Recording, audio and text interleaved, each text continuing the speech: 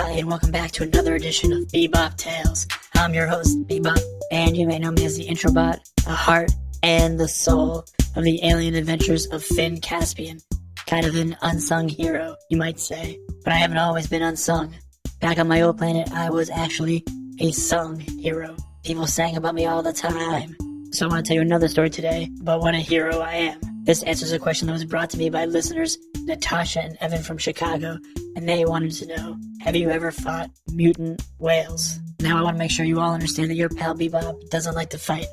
I'm a lover of food, not a fighter of dudes, but sometimes the fights choose you. And I'll tell you that story in just a second, but first I have to get my Jonathan Messenger voice going.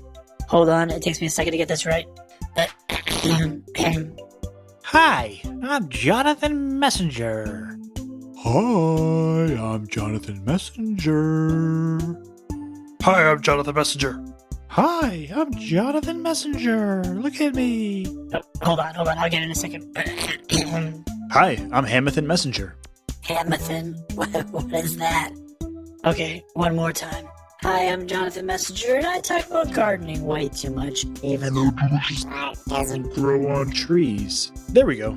Okay, now, without further ado, here's episode 2 of BeeBop Tales, A Whale of a Time.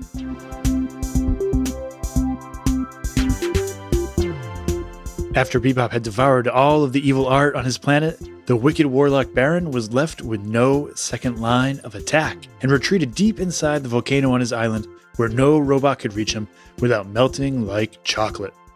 After Baron's retreat, the battered robots at Dr. Percolator's laboratory made their slow journey home, arriving one or two at a time over the course of a few weeks. The battle had taken a toll on them, and after they all made sure to stop and thank BeeBop for all of his hard work, and for essentially saving the lives of all the robots, not to mention all the living animals and most of the plant life on the planet, they all rested on their beds and their charging stations.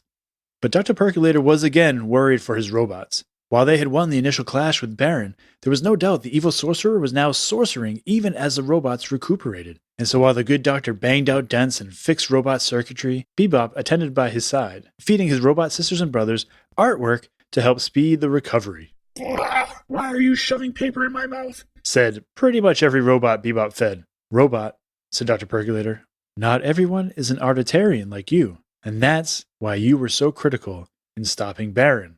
There was one robot, however, who gobbled down a large landscape painting BeeBop had worked so hard on. Her name was Whip, and she was a little shorter than BeeBop, and had a bright energy core in her center that shone blue even as she rested. As BeeBop fed her his painting of a majestic soaring eagle cresting a snow-dappled forest of northern pines, which she grounded to bits in her mouth, she said, Food good.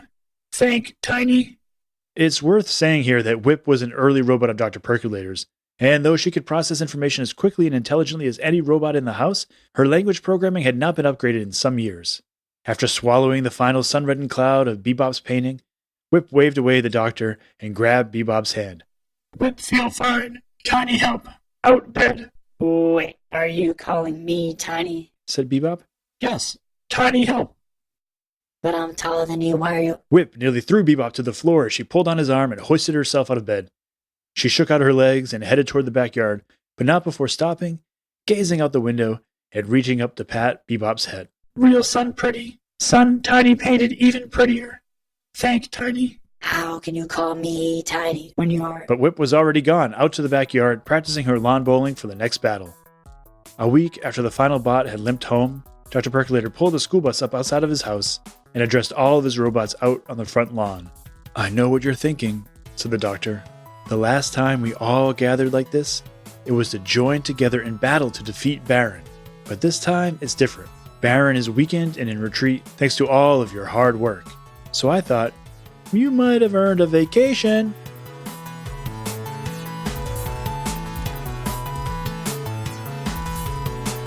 If you've never seen 40 robots at the beach before, then you've never truly experienced a surfing safari.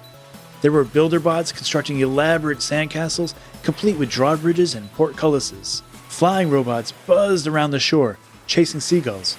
And then there was the surfing. Thanks to the gyroscope inside every robot, robots have perfect balance, and therefore they are the best surfers in the universe. BeeBop had just emerged from conquering a wave that was nearly tidal in size and stood with his feet in the water, watching his friends. Dr. Percolator and Whip walked up to join him. I tell ya, this is the life, said BeeBop. You said it, Tiny, said Dr. Percolator. Now wait a second, don't you start with the tie. Ow! BeeBop looked down where a small fish had bitten him on the leg. Get that fish off of me, said BeeBop. His teeth are sharp. No fish, Tiny, whale. No, whales are huge, Whip. said BeeBop. This was way too small to be a whale. No, whale, Tiny, Tiny, whale. What? I honestly can't tell if you're calling me tiny, or if you're saying it's a small whale. Small whale, Tiny, tiny whale. Oh no, said Dr. Percolator. This is it. Baron is back. It's already begun. Robots! Back to the bus, now! The robots, confused but finding themselves besieged by miniature marine mammals, all chomping at their metal, raced back toward the bus. Tiny, Yelled Whip. tiny castle. The robot threw up the portcullis of one of the sandcastles the robots had built, and she and BeeBop hid inside, under the siege of the whales, which had swum downstream from the ocean to the small river dug by the bots, and were now circling the castle moat. All of the other robots had made it safely back to the bus, and were yelling for Whip and BeeBop to make a run for it. But every time they tried to step out, the whales snapped at their feet. It's Baron, yelled Dr. Percolator. I'd heard he was working on mutant whales, but I didn't think they'd be so... Don't say it. said BeeBop. Small. I was always going to say small, said the doctor, Look, said BeeBop to Whip. we could make a run for the bus, but then what? We just leave this beach town to face hundreds of mini hungry whales. I won't do it. No, me do that no. What? No, me do that, no. Okay, when we get back, we gotta get your language programming updated. Oh wait, I have an idea. These whales have to be on the water, right? Well, what if we took them out of the water right now? BeeBop banged on the castle wall, trying to knock it down, but it wouldn't budge. Whip, my friend, can you knock down this castle wall? Yes, made of sand. Newborn baby could do. Whip toppled the castle wall that faced the ocean, burying the whales in the moat beneath it, and trapping the other ones on the other side. Run for the bus, yelled BeeBop. I'll take it from here. BeeBop ran and grabbed a surfboard, using it to bat away dozens of leaping whales. He dove onto the board, laying on his belly and paddling out, the whales nipping at his hands and feet with every stroke. As he went further and further out from shore, the whales followed him, as though he had a long, wide tail made of small humpbacks. He stood on his surfboard and eased it into the tunnel of a giant wave. He skimmed across the surface of the water, effortlessly soaring toward the shore like a whale had taken a huge bite out of his surfboard. BeeBop's surfboard lost another chunk. The last bite took off the tail of BeeBop's surfboard, but that didn't stop him. There were so many little whales beneath him now that he just kicked the surfboard away, balanced on their backs, and surfed the whale horde until the wave crashed, spilling hundreds of tiny humpbacks onto the beach, away from the water, helpless on the land. We did it! Yelled BeeBop to his cheering robot brothers and sisters on the bus. No, you did it! You always save everyone! Said everyone. BeeBop looked down with horror to see one of the whales swallow one of the other whales and grow slightly larger. He hit another and grew again. The one whale was now swallowing all of the other whales, growing with each bite as it made its way back to the water. Halfway to the edge of the ocean now, it had grown larger than BeeBop. By the time it was back among the waves, it would be as big as the bus. BeeBop grabbed onto the creature's growing tail, slowing it down. Whip hustled out of the bus and grabbed onto it too, pulling the whale back. BeeBop heard a strange song in the air. He tried to hold onto the whale, but something was coming over him. Whip, too. They were going into some sort of trance. He couldn't concentrate. The song was hypnotizing him, and just as he was about to pass out, he noticed something. The whale he was holding onto, its lips were moving. The music was the whale's song, said BeeBop, clearing his head. He ran up and grabbed the whale's lips and squeezed them shut. He said again. The whale wriggled and thrashed, but BeeBop held on, snapping out of the trance as he did. And every time the whale tried to sing, BeeBop interrupted, holding the lips tight. Whip snapped to and came to help BeeBop seal the whale's mouth shut. Good, Tiny idea. Petrified, struggling to breathe, and straining to sing, the enormous whale started to inflate, growing bigger and bigger and bigger, but it couldn't open its mouth to sing, and then finally, a tiny whale shot out of the blowhole on its back.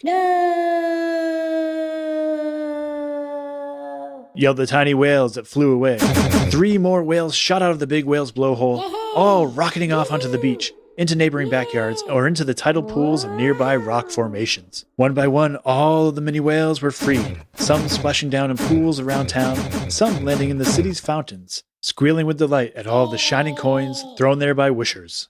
by the time the last whale had shot out, the original one was tiny again, a whispering little humpback in BeeBop's hands. Dr. Percolator approached, putting his hand on BeeBop's shoulder. Great work again. First you save us by eating, and then by interrupting that whale? You truly are a hero for all occasions.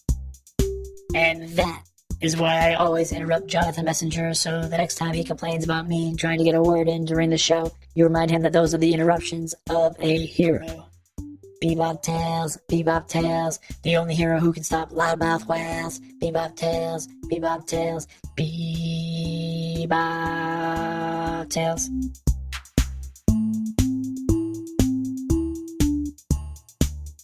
Okay, so thank you so much for listening to episode 2 of BeeBop Tales. We're just getting started here, and as you can see, the more I talk about my former life, the more I can remember.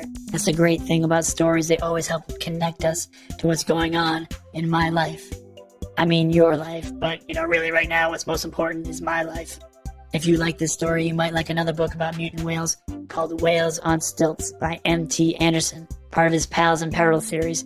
More for the older listeners, maybe 9 and up. Okay, so let's talk art. I got some great meals sent to me by Mirabelle, Leilani, and Shaska Power of Orlando, Florida. You should check out all of their drawings on fincaspian.com because they actually made some really cool drawings of me fighting mutant whales before this episode even came out. It's amazing. And there's also a really cool drawing of Finn and Finn's mom, so thank you so much to the Power family for those drawings. And we also got some great art from Julia and Desmond from Chicago. Julia illustrated our Halloween episode by drawing ghosts, which were delicious, but I was a little scared to eat them, I have to admit. And Desmond drew the alien planet Sapphire and nailed Sapphir's color. And then Rosie Edelman, who's 7 and from Massachusetts, also drew a really cool version of Sapphire where you can see the teeny tiny explorers actually walking along the planet. So great. From an art lover like myself, thank you to all of this week's chefs. And of course, we have an awesome joke for you this week. This is from Oscar, who's 4 years old in Northampton, Massachusetts. And I have to say, this is a really, really, really good joke. And you'll see why in a second. So take it away, Oscar. Let's see. Okay, knock, knock. Who's there? Interrupting BeeBop. Interrupting. Beep, beep, beep, beep, BeeBop, BeeBop. I love it, Oscar. Oscar knows what it means to be a hero. So thanks so much to everybody for listening to this show. I'll be back next week. We changed the schedule for BeeBop Tales. I know Finn Caspian was a Tuesday show. We are now a Wednesday show. So we'll be back next Wednesday with a new episode. If you have any questions you want to ask, by all means, email earth@fincaspian.com. And don't forget, I'm always looking for new food, new jokes, and new sounds for Griffin's Sound Club. We've been getting a lot of really cool sounds in. We've gotten great sounds from Brogan from Chicago, Miles from Minneapolis, and Isaac from Austin, Texas. All really amazing sounds, so thanks so much for sending those in.